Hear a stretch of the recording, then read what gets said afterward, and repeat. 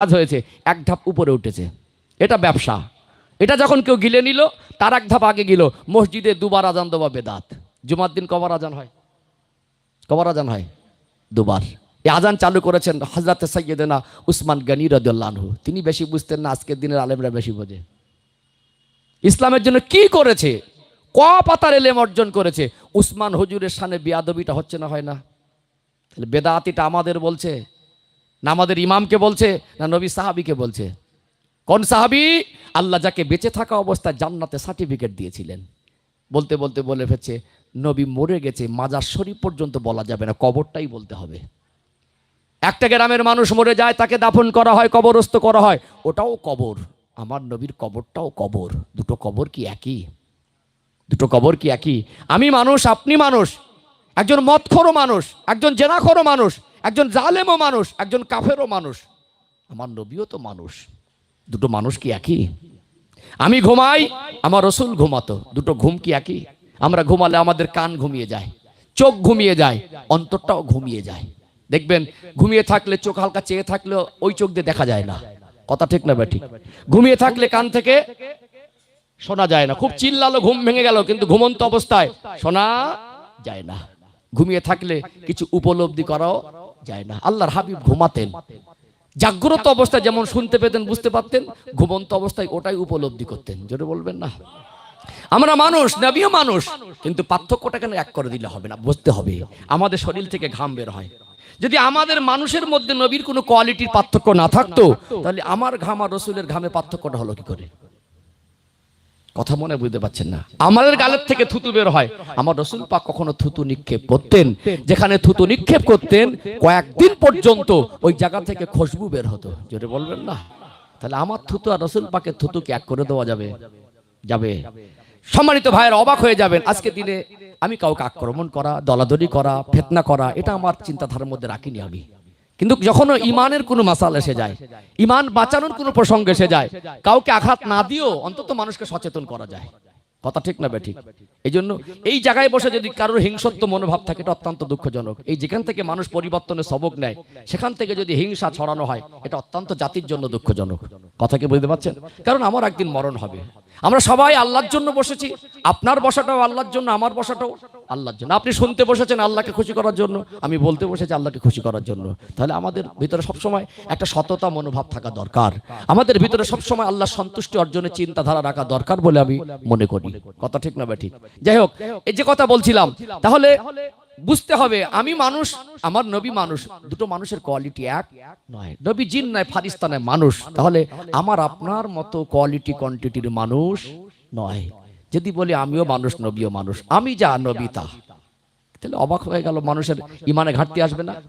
সম্মান প্রদর্শনের ক্ষেত্রে এর মন থেকে ধারণাটা কি, আকীদা হয়ে গেল যে আমরা যেরকম নবী, হ্যাঁ, ওরা সব জায়গায় এক করছে না, কিছু কিছু ক্ষেত্রে এক করছে, কিছু কিছু ক্ষেত্রে এক করছে, কিছু কিছু ক্ষেত্রে না। আপনি প্রত্যেকটা দিক নিয়ে আমার নবীর গবেষণা করবেন, কোনো ক্ষেত্রে এক করার কোনো জায়গা খুঁজে পাবেন না। কিন্তু দুঃখজনক হলে সত্য, বেশ কয়েকটা জিনিসে এক করে ফেলছে। চোখ আমাদের মতো, কিন্তু আমার দেখা আর নবীর দেখা এক নয়। নবী সামনেও দেখতেন, পিছনে দেখতেন। জোরে বলবেন না? নবী যখন রাস্তা দিয়ে হেঁটে যেতেন, তখন সাহাবারা ওই রাস্তা দিয়ে কিছুক্ষণ পরে একটা খুশবু পাওয়া যায়। এই খুশবুটা সাধারণ কোনো খুশবু নয়, এই খুশবু তো আল্লাহ রসুলের শরীর মোবারক থেকে বের হয়। নবী হেঁটে যেতেন, ওই রাস্তা দিয়ে কিছুক্ষণ পরে কোনো মানুষ গেলে বুঝতে পারতেন কিছুক্ষণ আগে, কয়েক ঘন্টা আগে হলো আমার রসুল এই রাস্তা দিয়ে হেঁটে হেঁটে গেছেন। জোরে বলেন না? কি রহমতের নবী! আল্লাহ পাক জানাকে মুস্তাজাবুদ দাওয়া করেছেন। আল্লাহ পাক জানাকে সৃষ্টি জগতের মধ্যে শ্রেষ্ঠ করেছেন। যিনি হাত তুলে দোয়া করলে আল্লাহ ওটা কবুল করে নেয়। জোরে বলবেন না? যিনি আল্লাহর কাছে দোয়া চেয়েছেন, অস্তমিত সূর্যকে আল্লাহ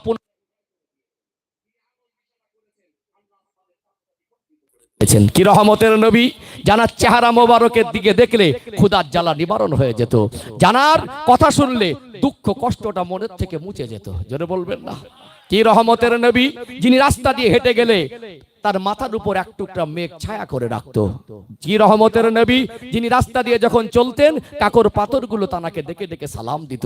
তিনি যখন ইশারা করে ডাকতেন, গাছটা সরে সরে আল্লাহ রসুলের তাজিমে নবী পাকের কাছেই চলে আসতো। জোরে বলবেন না? তার চেহারার ভিতরে এমন আল্লাহ নুরানি হাত রেখেছিলেন, আল্লাহ সৃষ্টি জগতের মধ্যে অত সুন্দর করে আল্লাহর কাউকেই বানায়নি। জোরে বলবেন না। বিবেক, বিবেচনা, পড়াশোনা, গবেষণা, ধ্যান ধারণা আমাদের কিছু মানুষের ভিতরে কমতি এসে গেছে, যার কারণে আজকে রসুলকে নিয়ে আক্রমণ করতে দ্বিধাবোধ করছে না। এই জন্য নবীকে সম্মান প্রদর্শন করা, আকীদা সম্পর্কে আমাদেরকে সচেতন হওয়া, এক তো তার ব্যক্তিগত জীবন সম্পর্কে জানা, দ্বিতীয়ত আমার রসুলকে জান প্রাণ দিয়ে ভালোবাসা, তৃতীয়ত তার আদর্শে আদর্শিত হওয়া। এই তিনটের বাইরে গিয়ে সফলতা আসবে না। আমাদের জীবনের আলোচনা বুঝতে পারছেন, একটু ভিত তৈরি করছে, অসুবিধা হচ্ছে নাকি? মনে করবেন সবসময় সুর টানটাকে গুরুত্ব দেন না। সুর টান ভালো লাগে, আমিও তো সুর টান দিয়ে কথা বলি। অনেক মানুষ আমাকে বলে, হুজুর আপনার সুর ভালো লাগে। তা সুর টানটা তো উদ্দেশ্য নয়, ভালো জিনিস ভালো করে বললে আরো বেশি ভালো লাগলো, কিন্তু আমাদের কিছু বুঝতে হবে, জানতে হবে, এটাই তো আমাদের মূল উদ্দেশ্য। কথা ঠিক না ঠিক? সম্মানিত ভাইরা, যে কথা বলছিলাম, আমার নবীর প্রত্যেকটা দিক নিয়ে গবেষণা করবেন, অবাক হয়ে যাবেন। আমাদের জীবনের কয়েকটা পরিচয়, যে পরিচয়গুলো আল্লাহ আমাদের জন্য খাস করে দিয়েছেন। আমরা হলাম মুসলমান। কি বললাম? মুসলমান না? আমরা সবাই মুসলমান, এটা একটা পরিচয়। আমরা হলাম ইমানদার, এটা আর একটা, এটা একটা পরিচয়। আমাদের ধর্ম, বলেন, আমাদের ধর্ম ইসলাম। ঘুরিয়ে বলবো ইসলাম মানে কি? কয়েকজন একটু শুনে শুনে মুখস্থ করেছে, ইসলাম মানে শান্তি। কিন্তু কেন শান্তি আর বলতে পারবে না। ইসলামের মধ্যে আল্লাহ যে মানুষ্য জাতির জীবন যাপনের গাইডলাইন দিয়েছেন, আল্লাহ পাক যে মানুষ্য জাতির জীবন যাপন কিভাবে করবে, কোনটা তার জন্য হারাম হালাল, মানুষ্য জাতিকে যেভাবে জীবন যাপন করার নিয়ম পদ্ধতি ইসলামের মধ্যে দিয়েছে, ওই নিয়ম পদ্ধতিতে চললে দুনিয়া শান্তি পাওয়া যায়, কবরেও শান্তি পাওয়া যায়, আখেরাতে চিরশান্তির জায়গা আল্লাহ জান্নাত নসিব হয়। বলুন সুবহানাল্লাহ। এই জন্যই তো ইসলাম শান্তি। ঘুরিয়ে যদি বলা হয় ঈমান কি, ঈমানের অর্থ কি, আর বলতে পারবে না। বিশ্বাস করুন, এটাই আমাদের দুঃখ। বহু মানুষ ঈমান কি আপনি জিজ্ঞেস করবেন বাড়িকে, আপনার ছেলেকে, আপনার স্ত্রীকে, আপনার ভাইকে, ঈমান কি বুঝতে পারবে না। ঈমানের বাংলা অর্থ হলো বিশ্বাস। আমরা আল্লাহকে না দেখেই বিশ্বাস করেছি, আমার রসুলকে সচক্ষে দেখিনি, কিন্তু রসুলের প্রত্যেকটা জিনিস আমরা বিশ্বাস করি এবং রসুলের অন্তরে আমাদের নবীকে জান প্রাণ দিয়ে ভালোবাসি। কথা ঠিক না ঠিক? আজকে বসেছি, এটা নবীর ভালোবাসা। আজকে যারা আমার কমিটি ভাইরা অক্লান্ত পরিশ্রম করছেন, খাটাখাটনি, এটাও নবীর ভালোবাসা। আজকে সাজাতে গিয়ে যত মানুষ পয়সা দিয়েছে, এটাও নবীর ভালোবাসা। কথা ঠিক না ঠিক? সম্মানিত ভাইরা, তাহলে আমরা হলাম মুসলমান। মুসলমান শব্দের অর্থ কি? এটা আমি আপনি এখানে বসে বলছি, দুঃখজনক হলেও সত্য, বহু মানুষ এর মানে জানে না। আচ্ছা বলুন, মুসলমান পরিচয় নিয়ে বড় হচ্ছে, মরে যাবার মতো হচ্ছে, মুসলমান মানে কি জানলাম না, এর থেকে বড় দুঃখের আর কিছু হতে পারে? কথা মনে বুঝতে পারছেন না? তাহলে এমন এমন গুরুত্বপূর্ণ ভাইটাল বিষয় আমাদের ঘাটতি আছে, যার কারণে আমরা কামিয়াব হতে পারছি না। মুসলমান মানে কি এইটুকু আমরা জানি না, কবে শিখবো? চার দোকানে বসে যখন দু একজন বায়ান বক্তব্য দেয়, কথাবার্তা বলে, দেখে মনে হবে অ্যাডভোকেট বসে আছে, দেখে মনে হবে লোকটা খুব মারাত্মক পর্যায়ের জ্ঞানী। ঘুরিয়ে শুধু প্রশ্ন করবেন, ইসলাম মানে কি একটু বলতো? মুসলমান কাকে বলে একটু বলতো? বায়ান দেওয়া যায় চার দোকানে বসে, কিন্তু আমরা আমাদের মূল ঘাটতি পূরণের জন্য যেগুলো আমাদের দরকার, আজ আমরা সেগুলো শিক্ষা থেকে পিছিয়ে আছি। এগুলো শিখতে হবে, জানতে হবে। মুসলমানের অর্থ হলো আত্মসমর্পণকারী। কি বললাম? আত্মসমর্পণকারী।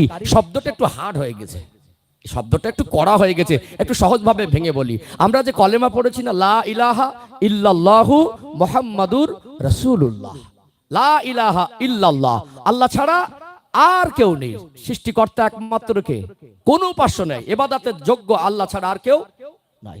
তাহলে আল্লাহকে স্বীকার করেছি মনে, আমি আল্লাহর কাছে আত্মসমর্পণ করে দিয়েছি। আল্লাহ আপনাকে মেনেছি মনে, আপনি আমার মনি, বাস থেকে আমি আমার মতে চলতে পারবো না।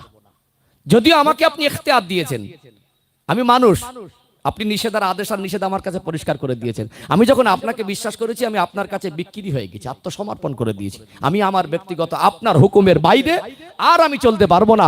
যেটা আপনি করতে বলেছেন, আমার সাধ্য মতো মরণের আগ পর্যন্ত আমি চেষ্টা চালাবো। যেটা ছাড়তে বলেছেন ওটা ছেড়ে দেবো। আত্মসমর্পণ। মুহাম্মাদুর রাসূলুল্লাহ সাল্লাল্লাহু আলাইহি সাল্লাম, যখন আমি রসুলকে নবী বলে মেনেছি, আমার নবী যে কথা বলেছেন, যেভাবে চলতে বলেছেন, তার বাইরে আমি আর যেতে পারবো না। আল্লাহ এবং রসুলের কাছে আত্মসমর্পণ করে দিতে হবে, তাকেই বলা হয় মুসলমান।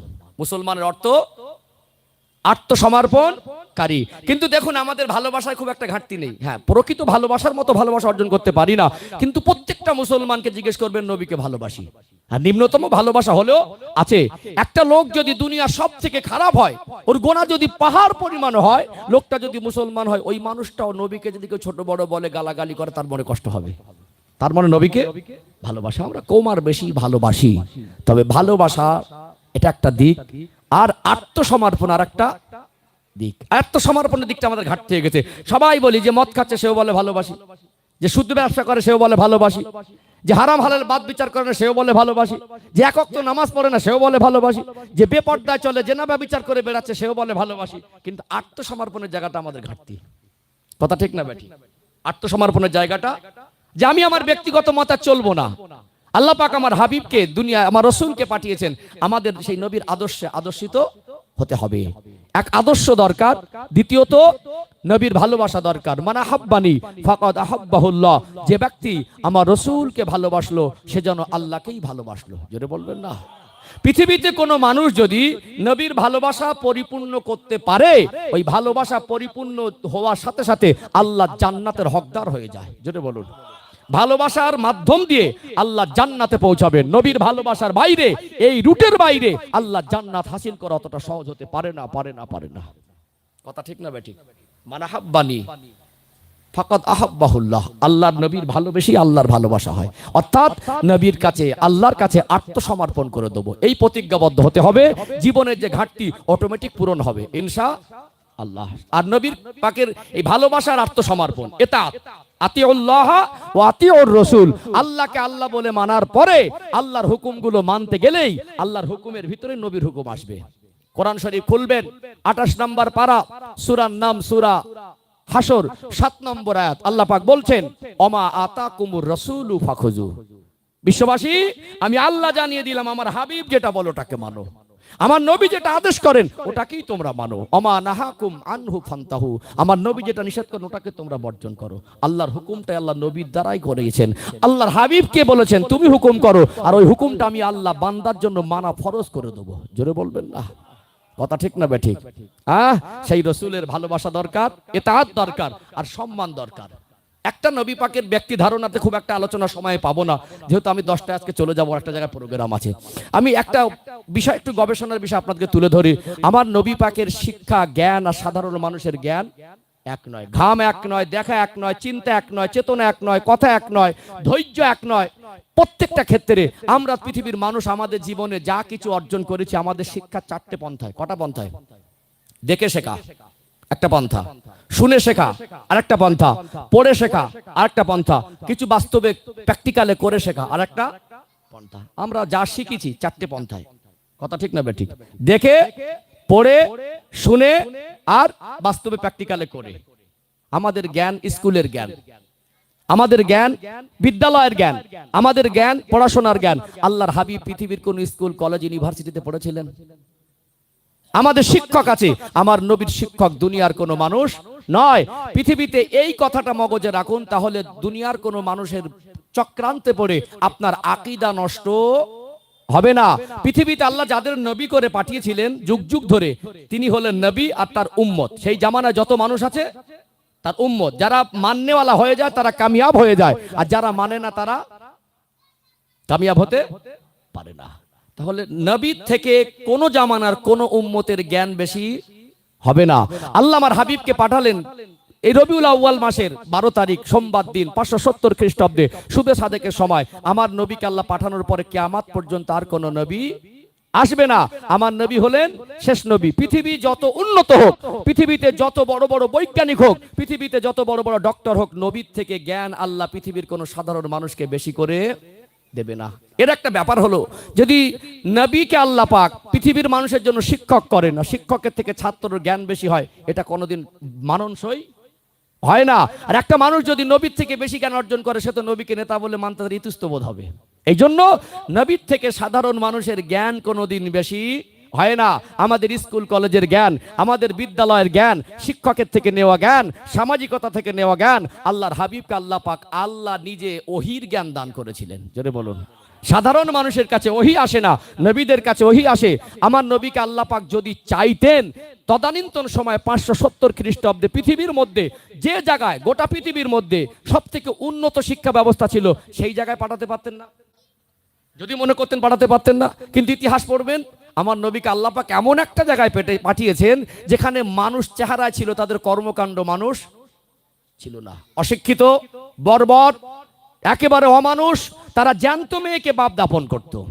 বাপ বেটে একটা মহিলার সঙ্গে জেনা করত, কত নিচে নেমে যেত। আল্লাহর কাবা ঘর মহিলা পুরুষ উলঙ্গ হয়ে তওয়াফ করত। মারামারি, কাটাকাটি, রাহাজানি, অমানুষ। আল্লাহ তাদের মাঝে, যেখানে শিক্ষা ব্যবস্থার কোনো উন্নতি নেই, আল্লাহর হাবিবকে পাঠালেন। আল্লাহ চাইলে তো পৃথিবীর সব থেকে উচ্চ শিক্ষার যেখানে ব্যবস্থা ছিল সেইখানে পাঠিয়ে আল্লাহর হাবিবকে দুনিয়া শিক্ষা গ্রহণ করাতে পারতেন। আল্লাহ বোঝালেন আমার হাবিবের শিক্ষক কেউ হবে না। তার কয়েকটা কারণ জানেন? ছোটবেলায় আমরা লেখাপড়া শিখেছি, পড়া হয়নি, মাস্টার ধমক দিয়েছে না দেয়নি? একটু বলেন। চোখ দেখিয়েছে, মাঝে মাঝে বলেছে কানটা ধরে মলে দিত। পাশ থেকে একটা ছেলে কান মলে দিচ্ছে, টপ টপ করে পানি পড়ছে। আল্লাহর হাবিবকে কেউ ধমক দেখাবে, আল্লাহ দোস্তকে কেউ চোখ দেখাবে, এইটা আমার আল্লাহ চাননি। তারপরে দেখবেন একটা ছেলে ছোটবেলায় স্কুলে পড়ে, প্রাইভেট পড়ে। এই ছেলেটা গরিব মানুষের ছেলে, প্রাইভেট পড়ায়, 8 পাস ছেলে, আর এ পড়ে ক্লাস 1-এ। একটা ক্লাস 1-এর বর্ণ পরিচয় 8 পাস ছেলে পড়াতে পারবে না? তাহলে এ কিন্তু 8 পাস হলেও এই ছেলেটার বর্তমান সে শিক্ষক। শিক্ষাগুরুকে সম্মান করতে হয় কি হয় না? শিক্ষাগুরুকে সম্মান করতে হয়। তাহলে এই ছেলেটা যদি ভবিষ্যতে যে বর্ণ পরিচয় পড়ছে 8 পাস ছেলের কাছে, এ যদি সুপ্রিম কোর্টের বিচারপতি হয়, এর বেতন যদি 4 লাখ 5 লাখও হয়, তাহলে এর শিক্ষাগুরুকে সম্মান করতে হবে কি হবে না? ছাত্র যখন বড় হয় তখন তার শিক্ষকরা বলে ওটা আমার ছাত্র, একটু গর্বের সঙ্গে বলে না, এই ওটা আমার ছাত্র, একদিন হলেও ওকে আমি পড়িয়েছি। পৃথিবীর কোন মানুষ গর্ব করে বলবে আমার ছাত্র, আল্লাহ সুযোগ পৃথিবীর কাউকে দেয়নি। আমি আমার হাবিবকে তামাম কুল কায়নাতের জন্য, আমার সৃষ্টি জগতের জন্য রহমত করেছি। ওমা আরসালনাকা ইল্লা রাহমাতাল লিল আলামিন, সূরা আল আম্বিয়ার আয়াত 17 নম্বর পারা 10 নম্বর পৃষ্ঠার মিডল পয়েন্টে নিয়েছে। এই আয়াতটা আল্লাহ দিলেন আমার হাবিবের শানে। এর অর্থটা বাংলা একটু ক্লিয়ার করে দেই। আল্লাহ বলছেন আমার সৃষ্টি জগতের জন্য রহমত। ওমা আরসালনাকা ইল্লা রাহমাতাল লিল আলামিন, আমি শুধু মানুষের জন্য নয়, আমার সৃষ্টি জগতের জন্য আমার হাবিবকে রহমত করেছি। যেটা বলবেন না, সেই রহমতের নবীর উম্মত আমরা। কথা ঠিক না বেঠিক? অতএব সেই নবীর জ্ঞান কিয়ামত পর্যন্ত পৃথিবীর কোনো মানুষ হাজারো চেষ্টা করে যত উন্নত হোক, আমার নবীর থেকে জ্ঞানী কেউ হতে পারবে না। আমার রসুলের থেকে বড় জ্ঞানী আর কিয়ামত পর্যন্ত জন্ম হবে না। আজকে আমাদের জেনারেল ছেলেদের মাঝে একটা ধারণা, 2-4 দিন একটু বিজ্ঞান নিয়ে পড়াশোনা করে মনে করে বিজ্ঞানের জ্ঞান অনেক বেশি। অবশ্যই তার শিক্ষাকে সম্মান করি। আমার রসুলের থেকে বড় বৈজ্ঞানিক পৃথিবীতে জন্ম হয়নি, কিয়ামত পর্যন্ত হবে না, মগজে ঢুকিয়ে নেন। আজকে মানুষ যখন অসুস্থ হয়, সুগার পেশেন্ট যারা ডক্টরের কাছে যাচ্ছে, ডক্টরের কাছ থেকে ফর্মুলা নিচ্ছে কি খাবো, ডক্টরের কাছ থেকে ইনফরমেশন নিচ্ছে সুস্থ থাকতে গেলে কিভাবে থাকতে হবে। আল্লাহর হাবিব পৃথিবীর বড় ডক্টর, কিয়ামত পর্যন্ত এত বড় ডক্টর আর দুনিয়ার জমিনে জন্ম দেবে না। আমার নবী পৃথিবীর সেরা ডক্টর, পৃথিবীর সেরা মাস্টার, পৃথিবীর সেরা বৈজ্ঞানিক, পৃথিবীর সেরা দার্শনিক, পৃথিবীর সেরা মহামানব, আল্লাহ সৃষ্টি জগতের মধ্যে শ্রেষ্ঠ। জোরে বলবেন না? ধৈর্য হারিয়ে যাচ্ছে মনে হয়, একটু কথা গল্প করছি বলে। কি গল্প মনে হচ্ছে নাকি? হ্যাঁ, ধৈর্য হারিয়ে যাচ্ছে নাকি? আমাদের এই মেজাজগুলো ভালো লাগে, যে বোঝার ব্যাপার, বোঝার একটা মেজাজ। আমি চাইলে এখন বিশ্বাস করুন, আমার মাঝে মাঝে মনে হয় আমি খুব অযোগ্য মানুষ। একটা মানুষ ওয়াজ করতে গেলে যে পরিমাণে জ্ঞান অর্জন, পড়াশোনা লাগে, ডিগ্রি লাগে, সেই ডিগ্রি আমার নেই। একটা মানুষ ওয়াজ করতে বসতে গেলে যার ভিতরে তাকওয়া পরেশগারিতা লাগে, সেদিক থেকে অনেকটা পিছিয়ে। আল্লাহ বলা এইটুকু চেষ্টা করি অন্তত আমি মরে যাবার পরেও যেন মানুষ মনে করে যে কওমের জন্য কিছু একটা করেছি। আল্লাহ যেন এইটুকু আমাকে জায়গা দেয় যে আমি কিছু একটা মানুষকে দেওয়ার চেষ্টা করতাম ইসলামের বিষয়ে, এইটুকু একটা মনের ধারণা থাকে। এখনো বহু মানুষ ওয়াজ কি জিনিস বোঝেই না। ওয়াজ কি জিনিস মনে করে উঠে একটা লম্বা ঘটনা বলে দিলে, খুব সুস্বাদ দিলে ভীষণ ওয়াজ, এই কাল ওয়াজ কিরকম হলো, হেভি ওয়াজ হয়েছে, কি হলো বলতো, আর কিছু বুঝতে পারে না। কথা কি বুঝতে পারছেন? এই জন্য এই জায়গার মূল্য অনেক বেশি। এই জায়গাগুলোকে নিয়ে আমরা মূল্যায়ন করা ছেড়ে দিচ্ছি। এই জন্য একদল মানুষ বলার সুযোগ পাচ্ছে, জলসা দিয়ে আর লাভ নেই। কিন্তু আল্লাহর হাবিবের দরবারে বসে, আল্লাহর নবীর দরবারে বসেই তারা আল্লাহ জান্নাতে সার্টিফিকেট পেয়েছেন, এই রকম মজলিস থেকে জ্ঞান অর্জন করে। কথা ঠিক না বেঠিক? আমি আপনি কোথাকার কে? আমার আপনার হিন্দুস্তানের বাদশাহ খাজা মাইনুদ্দিন চিশতি আজমিরি রহমাতুল্লাহ আলাইহি, তানারও শিক্ষাগুরুর কাছে বসেছিলেন, বসেননি? আমার আপনার পীর মুর্শিদ আমিরুশ শরিয়াত কুতুবুল আলাম মুজাদ্দিদুজ জামান দাদা হুজুর পীর কেবলা রহমাতুল্লাহ, তিনি একজন পীর ধরেছিলেন না? সোহবাতে বসতে হয়, তারা আল্লাহর ওলি হয়েছে এরকম মজলিসে বসে, তারা নামাজ শিখেছে এইরকম দিনী এদারার পরিবেশে বসে, তারা তাদের জীবনে সুন্নাত জিন্দা করেছে, তারা হারাম হালাল জেনেছে, তারা দিন মানার জন্য উদ্বুদ্ধ হয়েছে, উৎসাহিত হয়েছে, নিজের গোনার জন্য তওবা করেছে, আল্লাহর কাছে কান্নাকাটি শিখেছে, নামাজ পড়বো এই অনুপ্রেরণা পেয়েছে, আল্লাহর নবীর ভালোবাসা অর্জন হয়েছে, ঈমান বৃদ্ধি হয়েছে এই রকম মজলিস থেকে। কথা ঠিক না বেঠিক? কিন্তু আমরা এটাগুলো মূল্যায়ন করিনি। অস্ত্রাকে একটা ছেলে খেলার মতো জায়গা করে, এখন কৌতুক, হাসি, ভালোবাসা, মন জয় করা আমার জন্য কোনো কঠিন ব্যাপার নয়। যদি মনে করি সামনে কিছু মানুষের একটুখানি একটা কথা বলে হাসিয়ে দেবো, দু চারটা হাসির কথা, এটা কোনো ব্যাপার না। কিন্তু আমাদের উদ্দেশ্য তো ওটা নয়। জাগাত এত বরকত, আমরা শুধু মানুষ নেই, এটা আমাদের বিশ্বাস, আমাদের সঙ্গে আল্লাহ রহমতের ফারিস্তারাও আছে, জোরে বলবেন না? আমরা সেগুলো মূল্যায়ন করা ভুলে যাচ্ছি, সেগুলো মূল্যায়ন করা ভুলে যাচ্ছি। সম্মানিত ভাইয়েরা, আজকে বিশেষ করে যারা জেনারেল শিক্ষিত মনে করে পৃথিবীতে আজ কত উন্নত বলুন তো, মোবাইল, ইন্টারনেট, স্যাটেলাইট, রকেট, বিমান আবিষ্কার হয়েছে না হয়নি? হয়েছে না? আজকে ওয়েদার দেখে উপরে রাডারে স্যাটেলাইট থেকে বলে দিচ্ছে যে আমফানের মতো একটা গতিতে একটা ঝড় আসবে, ওটা আমফান হবে, নাম দিল কি দেও না? আগামী 2-3 দিনের মধ্যে নিম্নচাপ একটা ঝোড়ো হাওয়া বা বৃষ্টি হতে পারে, মাঝে মাঝে মিলে যাচ্ছে না? হতে পারে, কিন্তু এরা আবহাওয়াটাকে কন্ট্রোল করছে, আর আল্লাহ গোটা পৃথিবীকে কন্ট্রোল করছে। কথা ঠিক না বেঠিক? এদের দৌড় চাঁদ আর মঙ্গল গ্রহ পর্যন্ত হতে পারে। আল্লাহর হাবিবকে আল্লাহ 7 আসমানের জ্ঞান শুধু দেয়নি, আল্লাহ সচক্ষে দেখিয়েছেন, জোরে বলবেন না? পৃথিবীর বিজ্ঞান কিয়ামত পর্যন্ত চেষ্টা করেও আল্লাহর 7 আসমানে যাওয়ার ক্ষমতা হবে না। এক আসমান থেকে আরেক আসমানের দূরত্ব দুনিয়ার 500 বছরের রাস্তা। কদিন বাঁচবো? দুনিয়ার গবেষণা করে একবার বলেছিল বাঁদর থেকে মানুষ। ছোটবেলা শোনেননি? কি থেকে মানুষ? গবেষণা ভুল হয়েছে। কি হয়েছে? গবেষণা ভুল হয়েছে না হয়নি? আজকে আল্লাহর হাবিবের কোনো কথা, পৃথিবীর কোনো শক্তির, আমার নবীর জবানের কোনো কথাকে একটা মিথ্যা প্রমাণ করা কারোর ক্ষমতা হয়েছে? কারোর ক্ষমতা হয়নি। অবাক হয়ে যাবেন, দুনিয়ার বিজ্ঞান কখনো এর আগে কেউ একজন বলেছিল 2022 সালে মনে হয় পৃথিবী ধ্বংস হবে। দুনিয়ার বিজ্ঞানের বর্ণনা কখনো মিস্টেক হতে পারে, আল্লাহর হাবিবের কথা সামান্য চুল পরিমাণ এদিক ওদিক হয়নি, কিয়ামত পর্যন্ত হবে না। নবী আমার কিয়ামতের আলামত সম্পর্কে হাদিস শরীফের মধ্যে যে ভবিষ্যৎবাণীগুলো করেছে, একটাও এদিক ওদিক হচ্ছে? তাম পৃথিবীর বিজ্ঞান এক হয়ে যদি বলে 2022 সালে বা 23 সালে বা 25 সালে 27 সালে কিয়ামত হবে, নবীর বর্ণনা পুরোপুরি না হওয়া পর্যন্ত কিয়ামত হবে না। কারণ আমার নবী তিনি যদি হ্যাঁ বলেন বিশ্বের মানুষের জন্য জায়েজ হয়, তিনি যদি না বলেন বিশ্বের মানুষের জন্য হারাম হয়। তিনি 63 বছরের জীবনে মিথ্যা বলেননি, তার কথার দ্বারা কেউ ধোকা খায়নি, তার জীবনে একটা কথা অনর্থক নয়, তিনি দুনিয়ার মানুষকে কোনোদিন ধোকা দেয়নি, তিনি তার কথার দ্বারা দুনিয়ার কোনো মানুষের সম্মান নষ্ট হয়নি। তিনি যে কথাগুলো বলেছেন ওটা হাদিস শরীফে পরিণত হয়েছে, জোরে বলুন। সম্মানিত উপস্থিতি, যে কথা বলছিলাম, আল্লাহর হাবিবের আমার রসুলের জ্ঞান, আল্লাহ যে জ্ঞান দিয়েছেন ওই জ্ঞানের কোয়ালিটিটা গবেষণা করে গভীরে চলে গিয়ে আন্দাজ করতে পারবেন না। কথা ঠিক না বেঠিক? আমার নবীর শিক্ষক কে বলেন? আল্লাহ। বলে দিলে হয়ে গেল নবী মানুষ, আমরা মানুষ। পার্থক্যটা বোঝাবেন না? নবীর কবর আর তোমার বাপের কবর পার্থক্যটা বুঝিয়ে দিও। নবীর মাজার শরীফ, রওজা আতহার, সম্মানসূচক শব্দ ব্যবহার করো। ওটা রওজা মোবারক, ওটা রওজা আতহার, ওটা মাজার মোকাদ্দাস। বলা যায় কি যায় না? বলা যায় না? এমন ভাবে বলছেন নবীর রওজা শরীফকে যদি কবর না বলো, যেন তুমি কঠিন একটা বেয়াদবি করছো, উল্টো ঘাড়ে চাপাতে চাইছে। কি করছে? পুরো পজিশনটাকে উল্টে দেওয়ার একটা পরিকল্পনা করছে না করে না? কার শানে? আমার রসুলের শানে। এটা অত্যন্ত কষ্টজনক।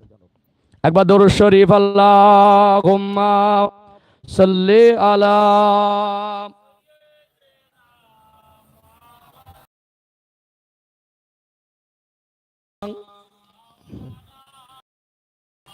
ধৈর্য হারিয়ে যাচ্ছে নাকি? ধৈর্য হারিয়ে যাচ্ছে। আমি গত বছরে আর কি সিজনে বাংলাদেশে গিয়েছিলাম, বুঝলেন। আমার এখন ভালোবাসার মানুষ কিছু আছে, ঠিক আজকে যেন আমার সেই স্মৃতিটা মনে পড়ছে। এখন কিছু মানুষ এসেই মনে করো হুজুর সুর দিলি তারপরে বসবো। সেদিন আমার একটা এমন হালাত হয়ে গেল, আল্লাহ এক এক সময় এক এক রকম মনে একটা, আমি এরকম বলতে ওরা জানে বাংলাদেশ মানুষ ভারত থেকে আমাকে ভালোবাসে ডেকেছে, আর আমি ভালোবাসা যাই। এখন এইরকম একটা পরিবেশ, ঠিক আজকে সেই চিত্রটা আমার মনে পড়ছে যে আপনারা কি আমার জন্য সুর শোনার জন্য ডেকেছেন। আমি যেন বলতে অনেকটা সময় গুছিয়ে আল্লাহ যেন দুটো কথা বলালেন। আজকে সেই চিত্রটা যেন আজকে কিছুটা মিল পাচ্ছি। ধৈর্য হারিয়ে যাচ্ছে নাকি? কি বুঝতে পারছেন? অসুবিধা হচ্ছে? হ্যাঁ, চলুন আরেকটু আগে বাড়ি, আরেকটু ক্লিয়ার হবে ইনশাআল্লাহ, আরেকটু ক্লিয়ার হবে। আজকে তার মানে বলতে চাইছি, আমরা একটা মানুষের কবরের কাছে যখন যাই, কবর ভেঙে যায় মাঝে মাঝে, ওই কবরের লাশটা দেখা যায় না, যায় কি? লাশটা আমাদের বিশ্বাস মরে মাটির সঙ্গে পচে মিশে গেছে, হয়তো হাড়গোড় পাওয়া যাবে। আর বাস্তবিক তাই, অনেক সময় পুরনো কবরস্থানে কবর খুঁড়তে গিয়ে একটু আন্দাজ মিস্টেক হয়ে কবর উপরে কবর পড়ে যায়, একটা হাড়গোড় বের হয়, বোঝা যায় মানুষটা মরে গিয়েছিল, দাফন করা হয়েছিল, কবরস্থ করা হয়েছিল, গোশতগুলো মিশে গেছে, হাড় একটু শক্ত তো, এটাও একদিন হয়তো মিশে যাবে, এখনো হাড়গুলো অবশিষ্ট আছে, তবে মানুষটা পচে মাটির সঙ্গে মিশে গেছে, এই ধারণাটা ক্লিয়ার। কথা ঠিক না বেঠিক? তাহলে এই কবরের হালাত আর রসুলদের কবরের হালাত একরকম করা যাবে? যাবে? চলুন একটুখানি দৃষ্টান্ত তুলে দেই। আল্লাহ নবীর জীবনে মেয়ারাজ হয়েছে না হয়নি? কি হয়েছে? মেয়ারাজ হয়েছে। বোরাকের পিঠে সাওয়ার হয়ে নবী যাচ্ছেন মসজিদে হারাম থেকে মসজিদে আকসা, যার বর্ণনা আল্লাহ কোরআন শরীফে বললেন, সুবহানাল্লাযী আসরা বিআবদিহি লাইলাম মিনাল মাসজিদিল হারামি ইলাল মাসজিদিল আকসা। আমি মেরাজের বিস্তারিত ঘটনা বলবো না, জাস্ট নিদর্শন তুলে দিচ্ছি। যাওয়ার পথে নবী বলছেন, আমার বোরাকটা মুসা আলাইহিস সালামের কবরের পাশ থেকে যাচ্ছে, আর আমি রসুল দেখতে পাচ্ছি মুসা আলাইহিস সালামের কবরের ভিতরে নামাজ আদায় করছেন। জোরে বলবেন না? কি আমার চোখ নাকি আপনার চোখ? কপাল ফাটা। আমার চোখ আর আপনার চোখ এক নয়, আমার চোখ আপনার চোখ একরকম, আর আমার রসুলের চোখটা ওটা এক করে দেওয়া যাবে না। কোথায় দেখলেন? কবরের মধ্যে মুসা আলাইহিস সালাম নামাজ পড়ছেন। আল আম্বিয়া ও আহিয়াউন ফি কুবুরিহিম ইউসাল্লুন।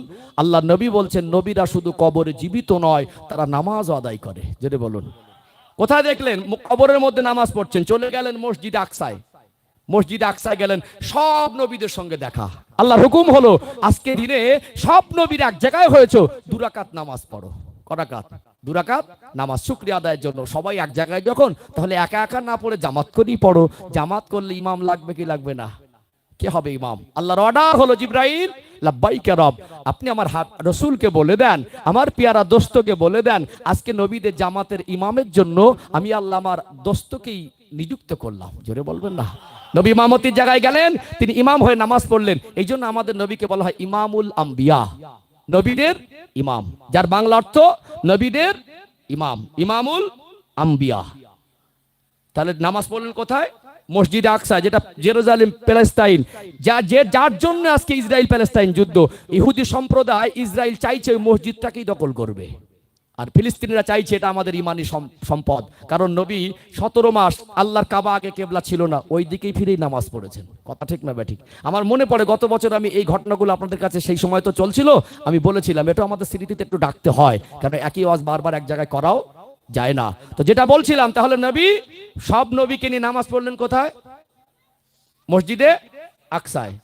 ঊর্ধ্ব গগনে চলে গেলেন। প্রথম আসমানে গিয়ে দেখা হযরত আদম আলাইহিস সালামের সঙ্গে, দ্বিতীয় আসমানে গিয়ে দেখা হযরত ঈসা আলাইহিস সালাম, ইয়াহইয়া আলাইহিস সালামের সঙ্গে, তৃতীয় আসমানে দেখা হযরত ইউসুফ আলাইহিস সালামের সঙ্গে, চতুর্থ আসমানে দেখা হযরত ইদ্রিস আলাইহিস সালামের সঙ্গে, পঞ্চম আসমানে দেখা হযরত হারুন আলাইহিস সালামের সঙ্গে, ষষ্ঠ আসমানে দেখা হযরত মুসা আলাইহিস সালামের সঙ্গে, সপ্তম আসমানে বাইতুল মামুর মসজিদের গায়ে হেলান দিয়ে ফারিস্তাদের কাবা, ফারিস্তাদের মসজিদ, নবী ইব্রাহিম আলাইহিস সালাম হেলান দিয়ে বসে আছেন, সেখানে ইব্রাহিম আলাইহিস সালামের সঙ্গে দেখা। এই 7টা আসমানে 8 জন নবীর সঙ্গে দেখা হলো। কজন?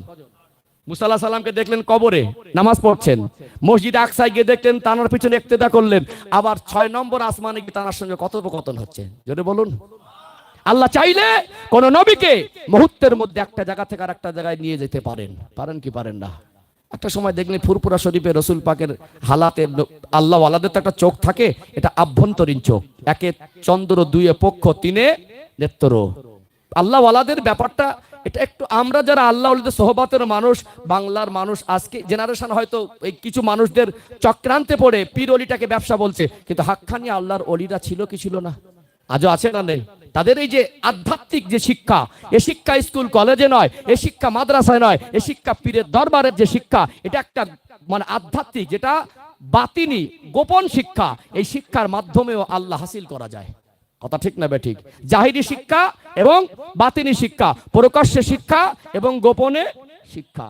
বলেছিল নবী আবার ফুরফুরা শরীফে আসে। অবশ্যই শুধু ফুরফুরা শরীফে নয়, আজকে কালুয়াখালী মাঝের পাড়ায় একজন ভ্যান চালক, সে যদি তাল পাতার ছাউনির নিচে থাকে, তার ঘরে তক্তপোষ যদি না থাকে, খেজুর পাতার একটা চাটাইও যদি থাকে, আল্লাহর হাবিবের আশেক যদি হয়, আমার নবী তার ঘরে এসে দিদার দিতে পারে। যদি বলবেন না?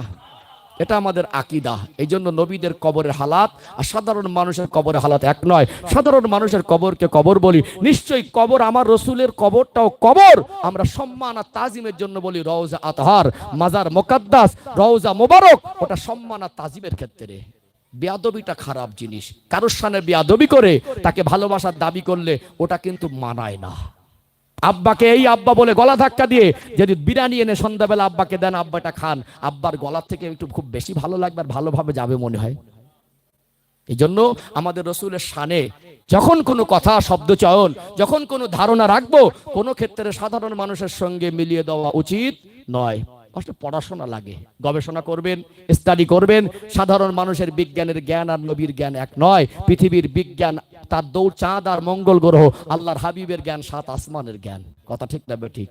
আজকে ডক্টররা বলে এই খাও ওই খাও সুস্থ হবে। নবী কিভাবে খেয়েছেন, কোন খাদ্যগুলো বেশি খেয়েছেন, কতটা পরিমাণে খেয়েছেন, কোন সময় খেয়েছেন, কিভাবে চললে সুস্থ থাকবে, সেই সুন্নাতি জীবন আমাদের ভিতরে আছে না নেই? সারা জীবন সুন্নাত ছেড়ে দিয়ে বিড়ি গাঁজা তামাক খেয়ে শরীর জর্জরিত হয়ে ডাক্তার বলেছে। কেন আমার নবী বলেনি 1400 বছর আগে? বলেছে না বলিনি? বলিনি?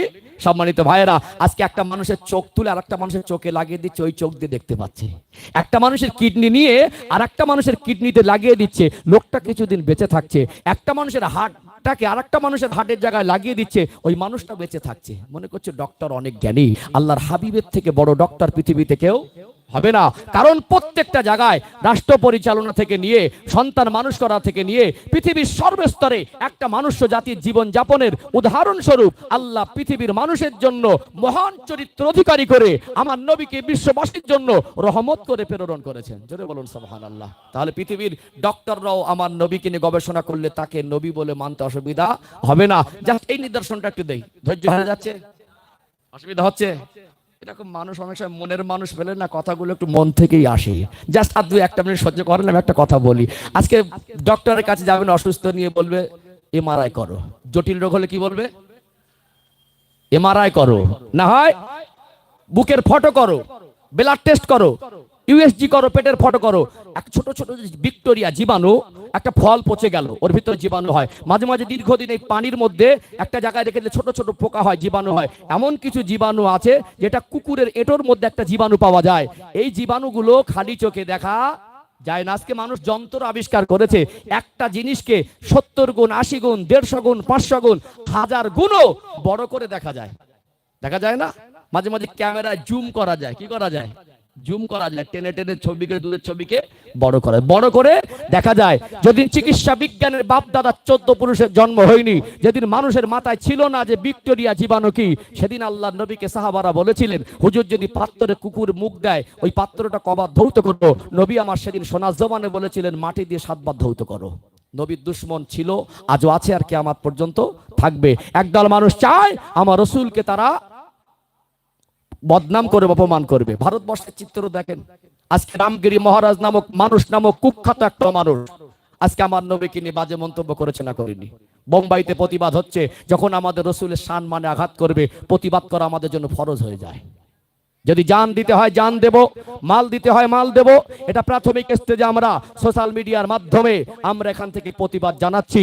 সরকারের কাছে আমরা বলতে চাই, আপনারা যখন দেশের আইনকে কন্ট্রোল করছেন, আপনারা দেশটাকে সংবিধান অনুযায়ী চালাচ্ছেন। কোনো ধর্ম তো কোনো ধর্মকে আক্রমণ করা শেখায় না। অতএব এই নিকৃষ্ট অমানুষ রামগিরি মহারাজ নামের কলঙ্ক, একে আইনের আওতা এনে উপযুক্ত শাস্তির ব্যবস্থা করুক। তা না হলে আমরা আমাদের রসুল, আমাদের হৃদয়ের স্পন্দ, আমাদের জানের থেকে প্রিয়, আমরা যে রসুলের জন্য আমাদের সর্বস্ব কুরবান করে দিতে পারি, প্রয়োজনে আমরা ময়দানেও নামবো, প্রয়োজনে যদি জান দিতে হয় জানটাও দিয়ে দেবো। বলেন ইনশাআল্লাহ। কই আমরা তো কোনো কারো ধর্মগুরুকে টানিনি। 23 সালের প্রথম দিকে নূপুর শর্মা নামক কুখ্যাত মহিলা কেন আমার রসুলকে আক্রমণ করলো? আমার কোন ধর্মের মানুষ কোন হিন্দু ধর্মের কোন পণ্ডিতকে, কোন ধর্মগুরুকে আক্রমণ করে না। নিশ্চয়ই কোন হিন্দু ধর্মের তার রীতিনীতিতে এই শিক্ষা নেই যে অন্য কোন ধর্মগুরুকে আক্রমণ করো। তাহলে এরা ধর্মের নামে কলঙ্ক, এরা মহারাজ নয়, এরা ভারতবর্ষের কলঙ্ক। এদেরকে আইনের আওতায় এনে যাদের কথার দ্বারা সম্প্রীতি নষ্ট হয়, যাদের কথার দ্বারা অন্য ধর্মের মানুষ আঘাত পায়, তাম বিশ্বের পৃথিবীর ইতিহাসে আমার নবী যে আল্লাহ সৃষ্টি জগতের মধ্যে শ্রেষ্ঠ, পৃথিবীর বড় বড় মনীষী, বড় বড় মহামানব, পৃথিবীর বড় বড় জ্ঞানী বিজ্ঞানী আজকে আমার রসুলকে শ্রেষ্ঠ মানুষ হিসেবে আখ্যায়িত করেছে না করেনি? আমার মনে হয় তোমার মতো নিকৃষ্ট মানুষ, তোমার থেকে একটা কুকুরের দিকে দেখলে ভক্তি হয়, তোমার দিকে দেখলে ভক্তি হয় না। তোমার মতো মানুষকে বেঁচে থাকার থেকে সরকার ফাঁসির কাণ্ডে ঝুলিয়ে দিলে তবেই মনে হয় দেশটায় শান্তি ফিরে আসবে। কথা ঠিক না ঠিক? সম্মানিত ভাইয়েরা, যে কথা বলছিলাম, আজকে দুঃখজনক হলেও সত্য, আমাদের ধর্মকে নিয়ে গোটা পৃথিবীর কোণা থেকে কিছু মানুষ চক্রান্ত করে। কারণ সত্যকে দেখে মানুষ ভয় পায়। সত্য কোনোদিন লুকিয়ে থাকে না। हकीकत छुप नहीं सकती, बनावट के ओसीलों से खुशबू आ नहीं सकती, कागज के फूलों से। हकीकत के लुकिয়ে রাখা যায় না বানোয়াটি দিয়ে, যেমন কাগজের ফুল থেকে খুশবু পাওয়া যায় না। সম্মানিত ভাইয়েরা, ইসলাম একটা খুশবু। পৃথিবীর মানুষ কিয়ামত পর্যন্ত চাইলে ইসলাম মিটিয়ে দিতে পারবে না। আমার রাসূল পৃথিবীর মানুষের জন্য নয়, সৃষ্টি জগতের জন্য রহমত। কিয়ামত পর্যন্ত চেষ্টা করে আমার নবীর সম্মান ছোট করতে পারবে না। আল্লাহ কোরআন শরীফে বলেছেন, অরফানা লাকা যিকরাক, আমি আমার হাবিবের জব জিকির, সম্মান, মর্যাদা, মর্তবাকে আমি আল্লাহই বাড়িয়েছি। যেটা বলবেন না, আল্লাহর কোরআনের প্রত্যেকটা সেন্টেন্স, প্রত্যেকটা বাক্য, প্রত্যেকটা শব্দ, প্রত্যেকটা ওয়ার্ড এত দামি, আজও পর্যন্ত পৃথিবীর মানুষ মিথ্যা প্রমাণ করতে পারেনি, আর কিয়ামত পর্যন্ত পারবে না। কথা ঠিক না ঠিক? তাহলে আমার নবীর দুশমন ছিল কি ছিল না? আজও আছে না নেই? ইসলামের দুশমন আছে, দুশমনি করেও কিছু করতে পারেনি, আর পারবেও না। ইসলামের বিরুদ্ধে গেলে ফলটা আল্লাহ উল্টো করে। আগুন দেখেছেন, আগুন, আগুনে ফু দিলে কি হয়? আগুন বাড়ে না কমে? উত্তর কিন্তু দু রকমই আসবে। ফু দিলে নিবেও যায়, আবার ফু দিলে আগুন যদি কম হয় আর ওতে যদি ফু দেওয়া যায়, হাওয়ার গতি বেশি হয়, তো নিবে যাবে। আর আগুন যদি বেশি হয়, হাওয়ার গতি যদি ওর থেকে কম হয়, ইসলাম পাওয়ার, সুপার পাওয়ার, একে নিবাতে গেলে বেড়ে যায়। জোরে বলবেন না? 313 জনকে নিয়ে গিয়েছিল, 1000 এসে মনে করেছিল মিটিয়ে দিয়ে বাড়ি যাব। আল্লাহ বুঝিয়ে দিয়েছে ইসলামের পাওয়ার, ইমানি পাওয়ারটা সুপার পাওয়ার। জোরে বলবেন না? আজকে আমার নবীর প্রত্যেকটা কথা নিয়ে গবেষণা হচ্ছে। আমরা তো জ্ঞান অর্জন করতে সময় বার করতে পারিনি। অন্য ধর্মাবলম্বী হয়ে ইহুদিরা যে পরিমাণ ইসলামকে নিয়ে গবেষণা করছে, যাতে মুসলমানদেরকে ধ্বংস করা যায়, বিশ্বাস করুন তারা কোরআন রিসার্চ করছে, আল্লাহ নবীর হাদিস নিয়ে গবেষণা করছে। আমার নবীর এই কথা যে কুকুর যদি পাত্রে মুখ দেয় তাহলে 7 বার ধৌত করো, এটা যদি মিথ্যা প্রমাণ হতো, নবীর বদনাম করতো। বড় বড় ল্যাবরেটরিতে পরীক্ষা করা হলো, 3 বার 4 বার 5 বার করে ধৌত করেছে, জীবাণুমুক্ত হয়নি। প্রত্যেকটা বারে 7 বার ধৌত করার পরে জীবাণুমুক্ত হয়েছে। পৃথিবীর ডক্টররা মানতে বাধ্য হয়েছে। যিনি স্কুল কলেজ ইউনিভার্সিটিতে যায়নি, দুনিয়ার কোনো শিক্ষকের কাছে যায়নি, তারা জীবনের 63 বছরে একটা মিথ্যা বলেননি। তিনি যে সময় চিকিৎসা বিজ্ঞানের বাপ দাদা 14 পুরুষের জন্ম হয়নি, যে সময় মানুষের মাথায় আসেনি ভিক্টোরিয়া জীবাণুকেই, সেই সময় এত নিখুঁতভাবে বলেছেন এই জ্ঞান সাধারণ জ্ঞান নয়, এটা আল্লাহ প্রদত্ত জ্ঞান। এই জ্ঞানটা সাধারণ জ্ঞানের সঙ্গে তুলনা করা যায় না। তিনি যে আল্লাহ রসুল ছিলেন, তিনি যে আল্লাহর প্রেরিত একজন পাইগম্বর ছিলেন, তার কথার দ্বারা প্রমাণ হয়, এতে সন্দেহের অবকাশ নেই। কথা ঠিক না ব্যাঠিক? তাহলে আমার নবী হলেন পৃথিবীর সেরা ডক্টর, পৃথিবীর সেরা ইঞ্জিনিয়ার, পৃথিবীর সেরা রাষ্ট্রনায়ক, পৃথিবীর সেরা বিচারক, পৃথিবীর সেরা বাবা, পৃথিবীর সেরা রাষ্ট্র। জাতির জীবনে যা প্রয়োজন প্রত্যেকটা দিকে আমার নবীর অনুসরণ করার মতো আল্লাহ সেই আদর্শ আল্লাহ আমার হাবিবের ভিতরে দিয়েছেন। এই জন্য 29 পারা সূরা আল কালাম 4 নম্বর আয়াত আল্লাহ পাক সার্টিফিকেট দিলেন, ওয়া ইন্নাকা লাআলা খুলুকিন আযীম, আমি আমার হাবিবের চরিত্রকে মহান চরিত্র করেছি। যদি বলুন, জ্ঞানে গুণে চিন্তায় চেতনায় পড়াশোনায় গবেষণায় প্রত্যেকটা দিক আল্লাহ নবীর কদম ফেলা থেকে নিয়ে আল্লাহ নবীর মাথার চুল থেকে নিয়ে পায়ের ধুলো মোবারক পর্যন্ত গবেষণা করবেন। সাধারণ মানুষের সঙ্গে মেলানোর কোনো অপশন নেই। সব জায়গায় তো মিলিয়ে দিলে পাগল বলবে, ওই জন্য 2-1 জায়গায় মিলিয়ে দিচ্ছে। কবর বলো, আমরা যেরকম মাটির নবীকে ওই রকম মাটির মতো তুলনা করে দাও।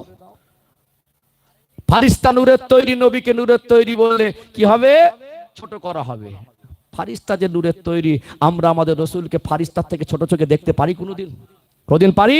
আল্লাহর আমরা মাঝে মাঝে দেখি কিন্তু সাধারণ মানুষ তোর মুখটা না চমকাচ্ছে, কি বলে, একটা ছেলে হয়েছে না মুখটা চমকাচ্ছে। মাঝে মাঝে একটা আলেমের বক্তব্য নিচে কমেন্ট করছে, মাশাআল্লাহ অসাধারণ। একটা সাধারণ মানুষকে তুমি অসাধারণ বলছো, তার চেহারাটা চমকাচ্ছে বলছো। যেটা চমকায়, যেটা জ্যোতি, যেটা আলো, ওটাকেই আরবিতে নূর বলে।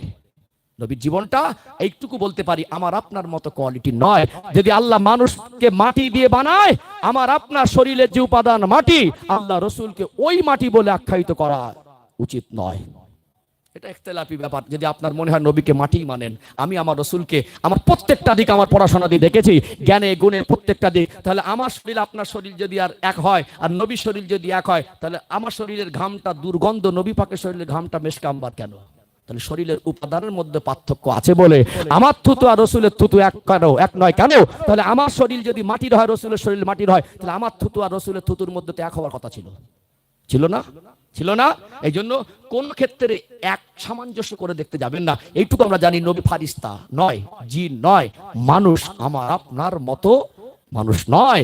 তার প্রত্যেকটা অঙ্গ প্রত্যঙ্গ, প্রত্যেকটা মাথার চুল থেকে পা পর্যন্ত কোনো ক্ষেত্রে সাধারণ মানুষের সঙ্গে মিলিয়ে দেওয়া উচিত নয়। একটা দিক নবীকে সম্মান করা, আকীদা। কি বলছিলাম?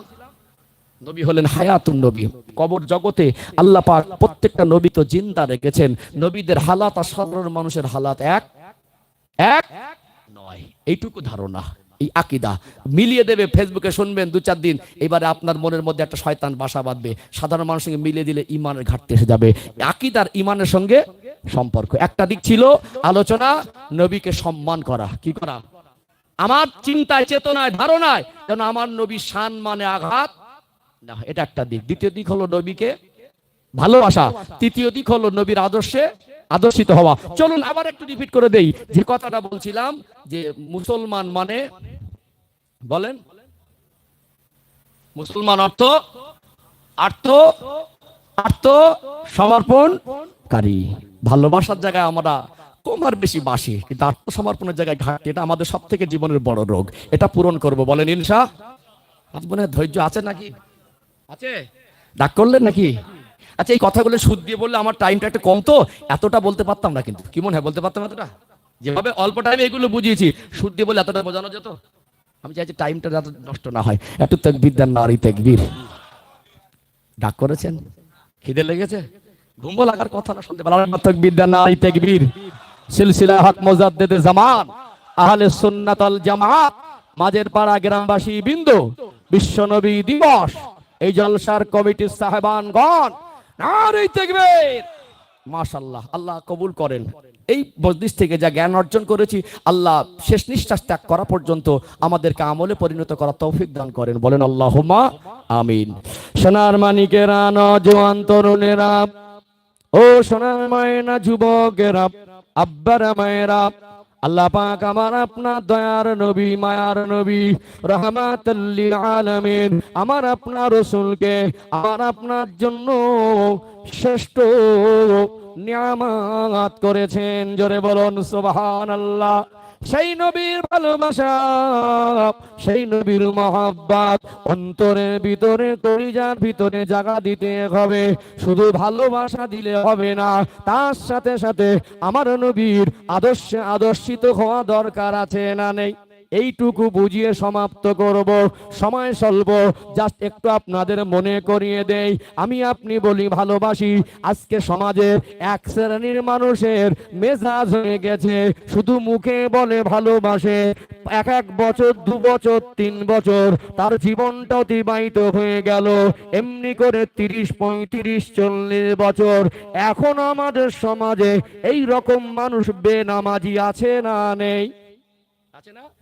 মনে করে আমি যা ভালোবাসি, টাকা পয়সা ইনকাম করেছি, রোজগার করেছি, আমার এবার ছেলেরা মরণের পাটা কলেমা খানি দিয়ে দেবে, অসম্বলিত। এটা কি ইসলাম? অবশ্যই মরে যাওয়ার পরে সন্তান কলেমা খানি করুক, এর পক্ষে আমি করা দরকারও, দান খয়রাত করুক, তার জন্য সবরে সানি করুক, কোরআন তেলাওয়াত করে দোয়া করুক, এর পক্ষে আমি। তার মানে ওই কেউ পার করে দেবেন আমি নামাজ ছেড়ে দেবে, ইসলাম নয়। আত্মসমর্পণের জায়গাটা ঘাটতি। ও ভাইজানেরা, সোনার মানিক যুবকেরা, আব্বারা মায়েরা, শুধু ভালোবাসা দিয়ে পরিপূর্ণতা পাওয়া যায় না। যেমন ভালোবাসা, ঠিক তার সাথে সাথে আত্মসমর্পণ দরকার। যারা আজকে ভালোবাসার দাবি করে সুদের মধ্যে লিপ্ত, যারা আজকে ভালোবাসার দাবি করে জেনা ব্যভিচারের মধ্যে লিপ্ত, যারা আজকে ভালোবাসার দাবি করে বেহায়ার মতো বেপর্দায় চলাফেরা করে, যারা আজকে ভালোবাসার দাবি করে আল্লাহ নবীর সুন্নাত আমল করার প্রয়োজন মনে করে না, একটু স্মরণ করিয়ে দেই, আমি আপনি যে পরিমাণে ভালোবাসি আমার আপনার দয়ার মায়ার নবীকে, আল্লাহ নবীর চাচা আবু তালেব তার থেকে 70 গুণ বেশি ভালোবেসেছিল, কিন্তু তার জীবনে ঘাটতি ছিল, আত্মসমর্পণটা ছিল না, ভালোবাসায় ত্রুটি ছিল না। কিন্তু এই ব্যক্তিটা আল্লাহ রসুলের ইতাআতটা করতে পারে নাই, আল্লাহর ইতাআতটা করতে পারে নাই। আমরা মুসলমান, আর তিনি ঈমান আনেনি, আর জীবন ইসলামের আলো আসেনি, কিন্তু নবীকে যে ভালোবাসা দিয়েছে আমরা হাজারো চেষ্টা করে তার মতো ভালোবাসা দিতে পারবো না। পারবো কি? এক কথায় বুঝিয়েছি, একটু ভিতরে যেতে হবে, নাহলে পরিষ্কার হবে না।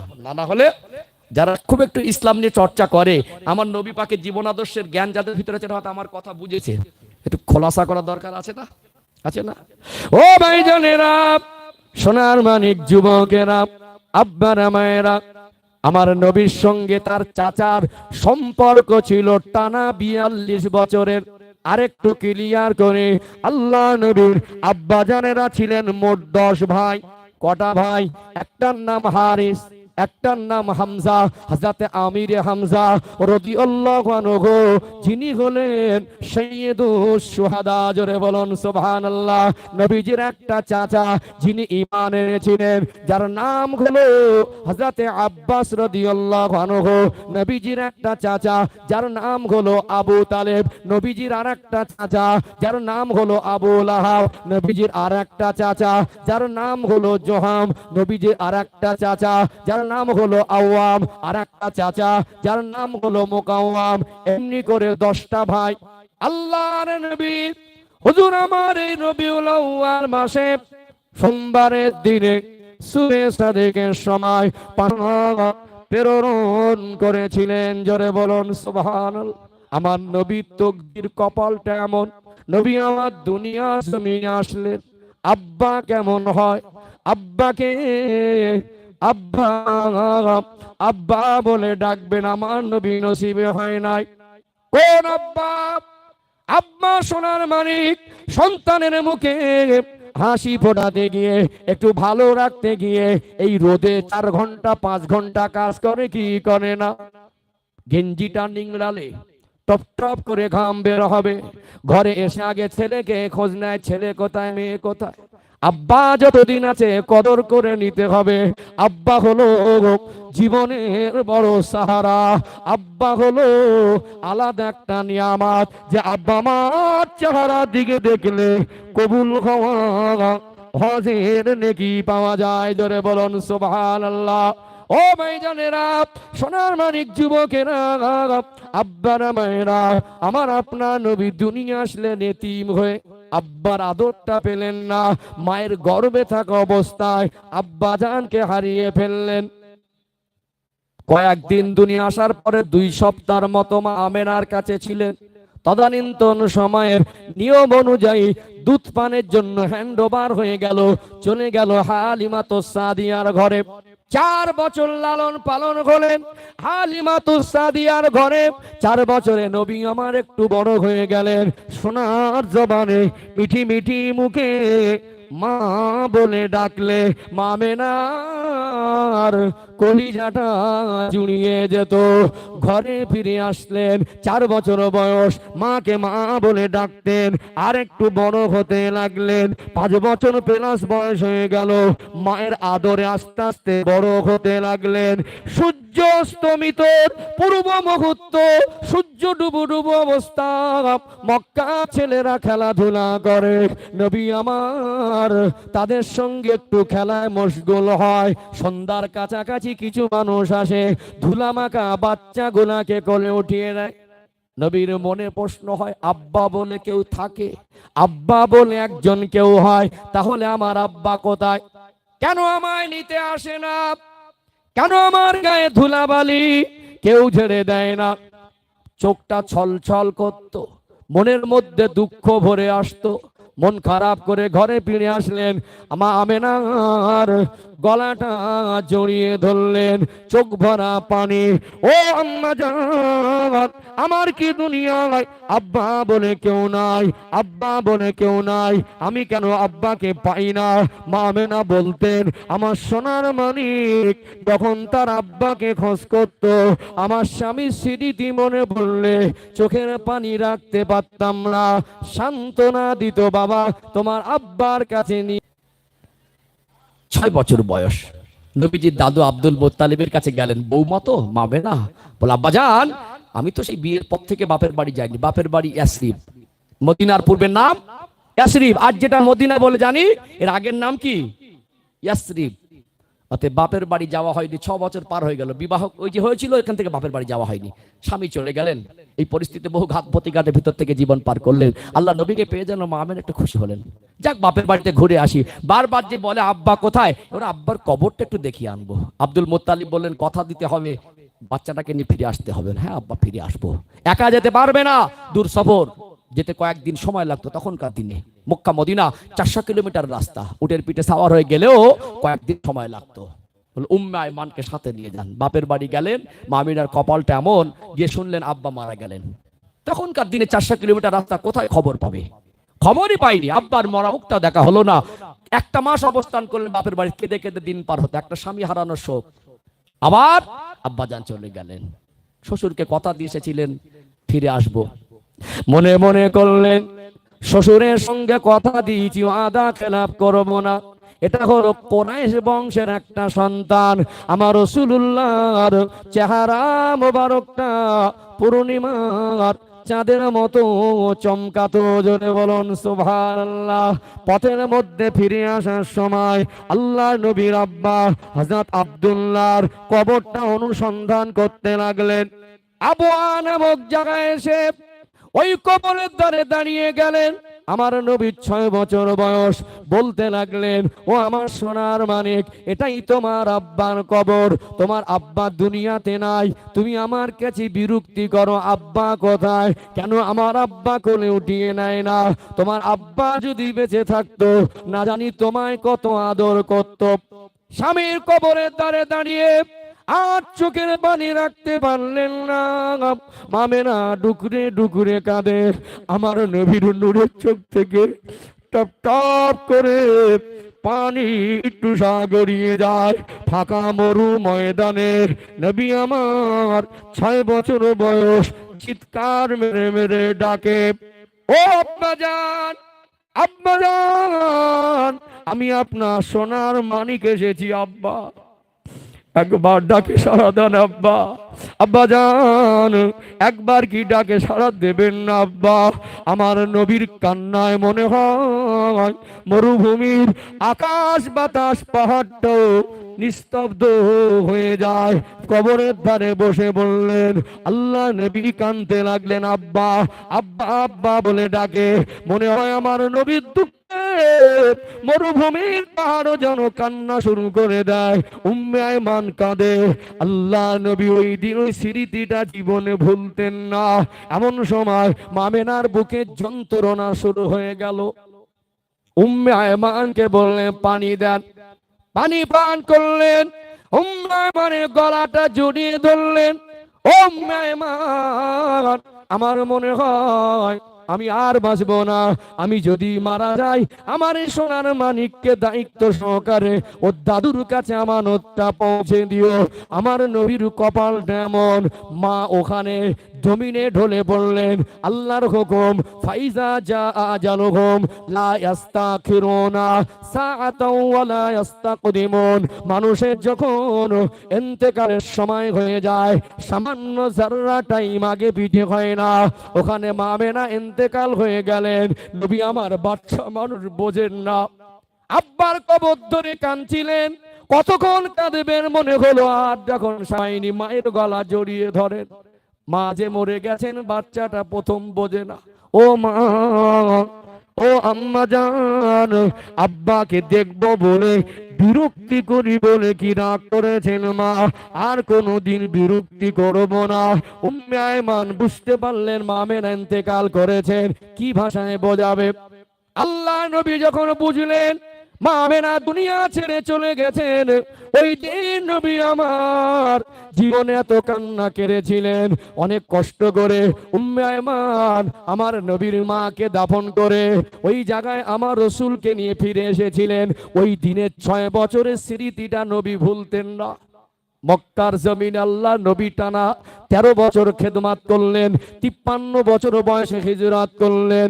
মদিনায় টানা 6 বছর বহু যুদ্ধ ঘাত প্রতিঘাত, মনে হলো জন্মভূমিতে ফিরে যাব।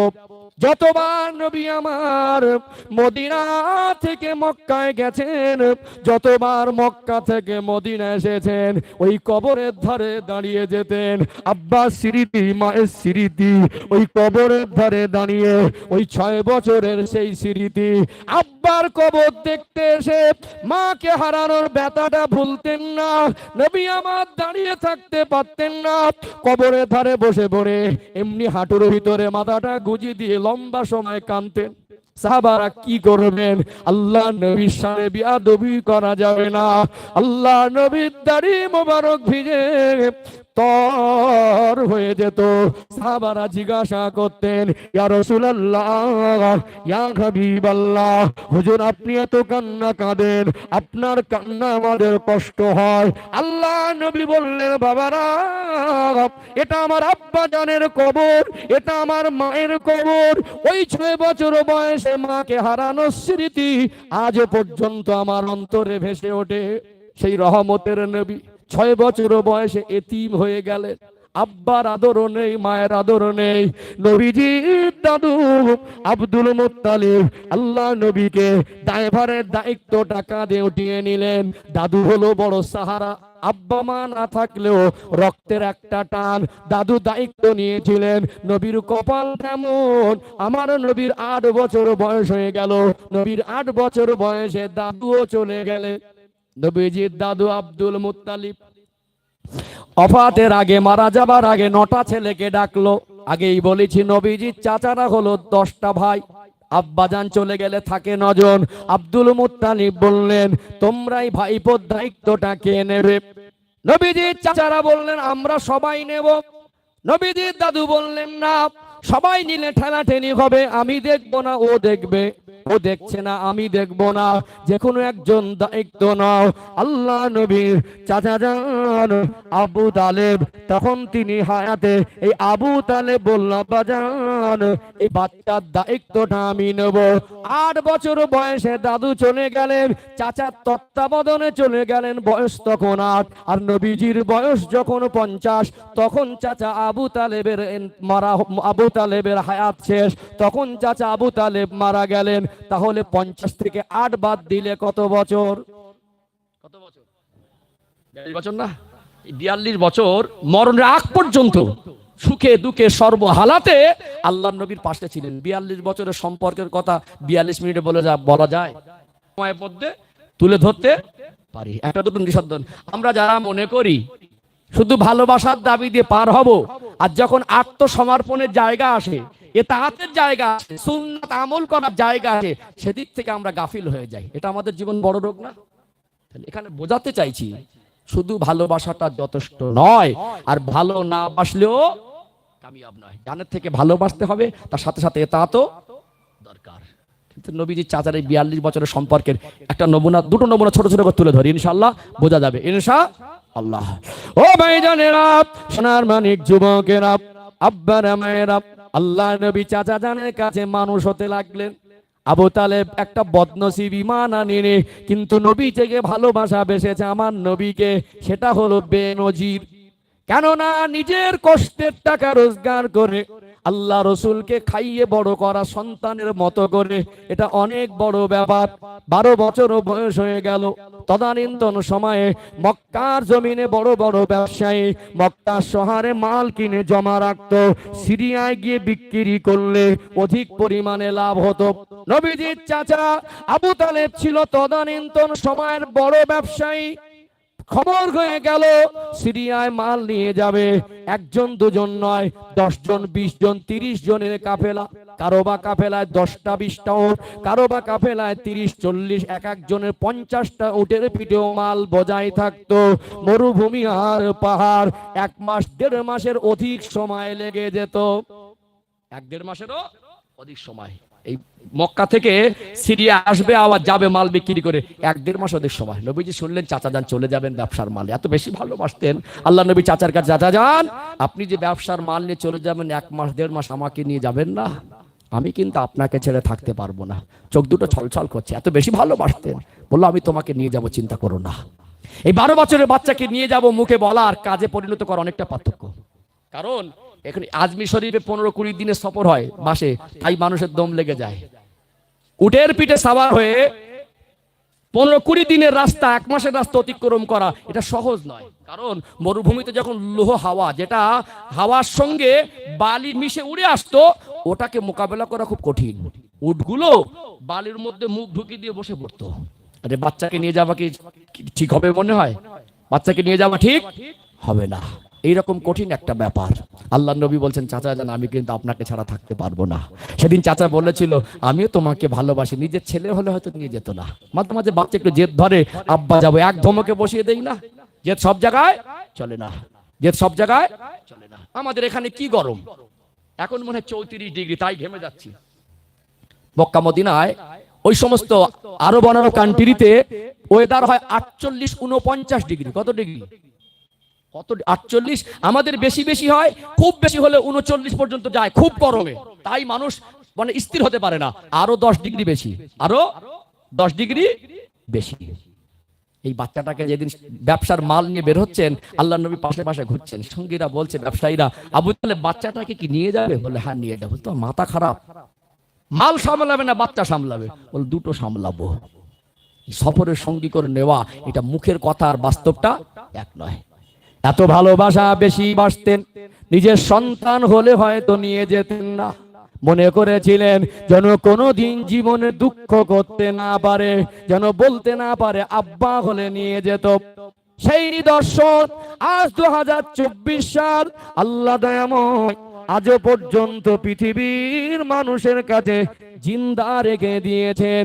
আজকে ভৌগোলিক ম্যাপের অবস্থান, জর্ডান বলে একটা জায়গা আছে না নেই? জর্ডান, ওই জর্ডানের উপর থেকে রাস্তা অতিক্রম করছিলেন প্রখর রৌদ্র। আমার নবীর 12 বছর বয়স, একটা 12 বছরের বাচ্চা ক্লান্ত হয়ে গেলেন, চাচা জানের কাছে বলতে লাগলেন, ও চাচা জান বড় ক্লান্ত লাগছে, একটু যদি ছায়া পেতাম, একটু যদি আরাম করতে পারতাম। খোঁজাখুঁজি করে ওই জর্ডানের মধ্যে একটা গাছ খুঁজে ওই গাছের তলায় গিয়ে বসলেন। আল্লাহ নবী গাছের ছায়াটা গ্রহণ করলেন, গাছে একটু টেক লাগিয়ে বসেছিলেন, কিছু ছিলেন। আমার আল্লাহ তার হাবিবের সম্মান আর ভালোবাসার মাত্রা এত বেশি ভালোবাসেন, এত বেশি মর্যাদা সম্পন্ন করেছেন। আমার নবীর ছোঁয়ার বরকতে ওই গাছটাকে আজ 2024 সাল, 1400 বছরের অধিক হয়ে গেল, আজও পর্যন্ত জীবিত জিন্দা রেখে দিয়েছে। যদি বলেন না, মাঝে মাঝে ফেসবুকে দেখে সাহাবী গাছ, জর্ডানের মানুষ বলে শাজারাতুম মুবারাকা। ভালোবাসা বেশি না কম? ভালোবাসা বেশি না কম? অনেক মানুষ আছেন দাড়ি রাখতে পাচ্ছেন না। হ্যাঁ, আবু তালেবের সঙ্গে আমাদের পার্থক্য অনেকটাই। ঈমান আনিনি আমরা, ঈমানদার, কিন্তু সে ভালোবেসেছিল, আমরা তার মতো ভালোবাসতে পারিনি। আত্মসমর্পণ সে করিনি বলে কামিয়াব হয়নি। কথা ঠিক না বেঠিক? আবু তালেবের মতো ব্যক্তি 42 বছর ধরে আমার নবীর জন্য যা করেছে, ওফাতের সময় নবী আমার এত বেশি কষ্ট পেয়েছিলেন। চাচা জানের কানের ধারে গিয়ে বলছে, একবার শুধু আপনি জবান থেকে কলেমা পড়ে নেন, আপনার জান্নাতে জিম্মাদার আমি রসুল হয়ে যাব, কিন্তু নসিবে হয়নি। এত কান্না কাঁদছিলেন, আল্লাহ সহ্য করে আসমান থেকে কোরআন নাজিল করে দিলেন, ইন্নাকা লা তাহদি মান আহবাব, পাশেন তাকে হেদায়েত করতে পারেন না, ওয়ালাকিন্নাল্লাহ ইয়াহদি মান ইয়াশা, আমি আল্লাহ যাকে ভালোবাসি তাকে হেদায়েত দেই, আল্লাহ যাকে চাই তাকে হেদায়েত দেই। আল্লাহকে সান্ত্বনা দিলেন আমার নবীকে, আপনি ভালোবেসে তাকে হেদায়েত করতে পারেন না। এর দ্বারা বোঝা যায় ইসলামের জবরদস্তি নেই। নবীজি চাচা সম্মান করতেন আব্বার মতো করে, কিন্তু জোর করে কলেমাও চেষ্টা করেছেন আদবে সম্মানে। এটা ইসলামের ভেতরে ধরে বেঁধে আনা জিনিস না, এটা মনের ব্যাপার। কথা ঠিক না বেঠিক? কোনদিন ইসলাম জোর করে প্রতিষ্ঠিত করা হয়নি। ইসলামকে কারো জোর করে ইসলাম ধর্মে ধর্মান্তরিত করা হয় না। এটা স্বেচ্ছায় যে গ্রহণ করে তার জন্য উন্মুক্ত। কথা ঠিক না বেঠিক? সম্মানিত ভাইরা, তাহলে ভালোবাসা কম বেশি ছিলেন না বাসেননি? আজকে অনেক মানুষ আছেন নবীকে ভালোবাসেন, বলেন দাড়িটা কেন রাখছেন না? একবার কি মনে জাগে না এইটুকু আমার নবীর ভালোবাসায়? এত টাকা পয়সা সম্পদ অর্থবিত্ত আল্লাহ দিল, মরে যাবার পরে ছেলেরা ভালো দামি কাফন কিনে দিল, আতর গোলাপ পানি মাকি খুশবু বের হচ্ছে, খাটিয়ায় শুইয়ে দিল, মুখটা চকচক করছে, মানে দাড়িটা নেই। আফসোস, সারা জীবন নবীর ভালোবাসি বলে দাবি করলো, নবীর সুন্নাতটুকু নিয়ে যেতে পারলো না। এটা আমাদের জন্য অত্যন্ত দুঃখের। কিসের জন্য রাখছেন না? কি আপনাকে বাধা দিচ্ছে? আপনার নবীর থেকে আর কি আপনার কাছে বড় হতে পারে? আন-নাবিয়্যু আওলা বিল মুমিনিনা মিন আনফুসিহিম। যা কিছু আমার বলে মনে হয়, নিজেদের থেকেও আমার নবী ও মুমিনের কাছে ঘনিষ্ঠ। আপনি রাসূলের ভালোবাসা একটু ছাড়তে পারছেন না। এখন আবার, আগে তো মাঝে মাঝে হাটে তুলে বসে চুল দাড়ি কাটতো, মাঝে মাঝে বাড়ির থেকে বলতো গোপ দাড়িগুলো বড় হয়ে কেটে এসো, বলে সপ্তাহে পয়সা নেই, আগের সপ্তাহে যাব, অভাব ছিল তো। এখন আল্লাহ দুটো পয়সা দিয়েছে, একটু ক্ষমতা হয়েছে, একটু পরিচিত হয়েছে, একটু পথ পেয়েছে, সপ্তাহে দুবার করে চাচে। ছেলের বিয়ে দিয়েছে তো বিন ফোন করছে, ভাই একটু এসো। বিন আবদার বলে জিনিস, আগে সকাল সকাল সেলুনে গেছে, ভালো করে চেঁচে দে। দিন বাড়ি যাবো, পরিপাটি করছি করছি, ভালো করেছে, বলে ক্রিম না কি একটু ভালো করে দে, আর একবার মার। তাহলে বিন বাড়ি যাবার জন্য সাজলেন, কবরে যাবার জন্য কবে সাজবেন? আফসোস হয় অনেক মানুষ, আব্বারা, বাবাজিরা, মুরব্বীরা এইটুকু নিয়ত করে, এটা আমার নবীর সুন্নাত, আমার রসুলের থেকে আর কি বড়? কে আমাকে কি ভাবলো ওটা আমার কাছে নয়, আমার রসুলের মহব্বতটা আমার কাছে। খাওয়ায় দাওয়ায়, চলা ফেরায়, চিন্তায় চেতনায়, ব্যবসা বাণিজ্যে, লেবাসে পোশাকে, সর্বসময় আমার নবীর সুন্নাতটাকে বুকে আঁকড়ে ধরে রাখতে হবে। কথা ঠিক না বেঠিক? মানে হাব্বা সুন্নতি ফাকাদ হাব্বানি। নবী বলছেন আমার সুন্নাতকে ভালোবাসাটাই আমার ভালোবাসা। কথা ঠিক না বেঠিক? অনেক যুবক ছেলেরা দেখছি দাঁড়িয়ে দাড়ি রাখছে বটে, কিন্তু দাড়িটার কাটিংটা পেল্টে গেছে, এদিক থেকে half inch half inch half inch, এখানে 1 ইঞ্চি। ভয়ঙ্কর একটা রূপ। যদি বলেন ভয়ঙ্কর কেন, এর একটু ব্যাখ্যা দেওয়া দরকার আছে না নেই? ও সমাজকে পৃথিবীর নয়, নবীর অনুসরণে নয়, অন্য কোন খেলোয়াড় বা প্লেয়ারের অনুকরণে। এই যে দাড়ির যে ছাঁট, এটা নবীর ভালোবাসায় হলো না অন্য কোন খেলোয়াড় বা প্লেয়ারের অনুকরণ হলো?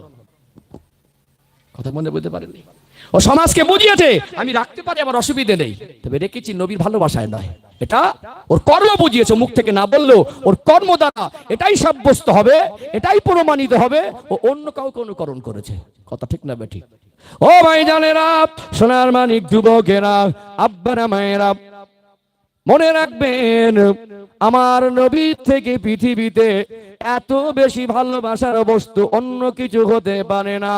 আজকে যদি তুমি তোমার নবীর থেকে দুনিয়ার কোন খেলোয়াড় আর বা প্লেয়ারকে বেশি প্রাধান্য দাও, তার অনুসরণ আর অনুকরণ করো, এটা কি প্রকৃত নবীর ভালোবাসা বলে সাব্যস্ত হবে? বড় ভয়ঙ্কর রূপ। তুমি রাখতে পারোনি, একটা গোনা ছিল তোমার জীবনে, একটা ঘাটতি ছিল যে রাখতে পারোনি। যদি কোনো ডাকি নবীকে ভালোবেসে রাখবো, কিন্তু অন্যের অনুকরণ হয়ে গেল মনে, হাসরটা আমার রাসূলুল্লাহ সাহাবাদের কাতারে হবে না। কেননা নবী আমার শোনা জবানে বললেন, মান তাশাব্বাহা বিকওমিন ফাহুয়া মিনহুম। যে ব্যক্তি যার অনুসরণ করবে, যার অনুকরণ করবে, ওই ব্যক্তির সঙ্গে আমার আল্লাহ হাসরের ময়দানে ওঠাবে।